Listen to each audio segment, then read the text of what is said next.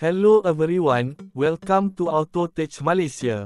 Hari ini, kami akan membincangkan segala yang anda perlu tahu mengenai Proton X90, SUV terbaru daripada Proton yang menggabungkan kemewahan, prestasi, dan teknologi canggih.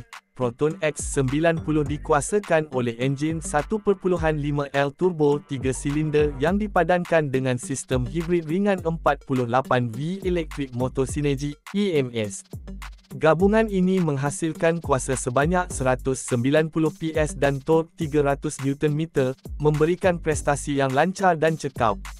Enjin ini digandingkan dengan transmisi dui-clutch 7 kelajuan yang menawarkan pertukaran gear yang responsif. Dari segi dimensi, Proton X90 mempunyai panjang 4.830 mm, lebar 1.900 mm, dan jarak roda 2.805 mm, menjadikannya sebuah SUV yang luas dan selesa.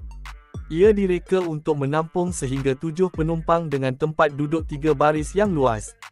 Bahagian dalaman menampilkan tempat duduk berbalut kulit nepa dengan fungsi pengudaraan, memberikan keselesaan maksimum kepada pemandu dan penumpang. SUV ini dilengkapi dengan pelbagai teknologi moden termasuk skrin infotainment LCD 12.3 inci dengan resolusi tinggi. Sistem ini mempunyai RAM 6GB dan storan dalaman 64GB untuk memastikan operasi yang lancar dan kapasiti penyimpanan mencukupi bagi aplikasi dan data.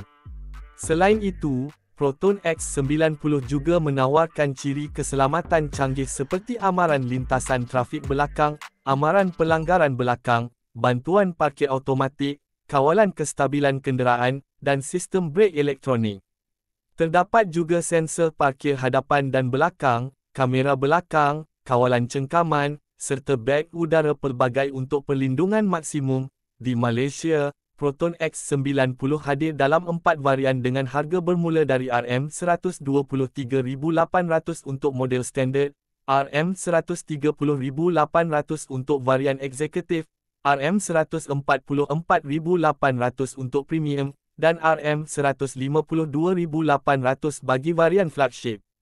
SUV ini masih belum dilancarkan di pasaran Pakistan tetapi sudah diperkenalkan di negara jiran seperti Bangladesh, menandakan kemungkinan ia akan memasuki pasaran lebih luas di masa hadapan. Proton X90 merupakan pilihan terbaik bagi mereka yang mencari SUV dengan gabungan prestasi, teknologi canggih, dan keselamatan yang tinggi. Dengan rekaan moden dan ciri premium, ia bersedia untuk bersaing dengan model SUV lain di pasaran. Apa pendapat anda tentang Proton X90? Adakah anda berminat untuk memilikinya?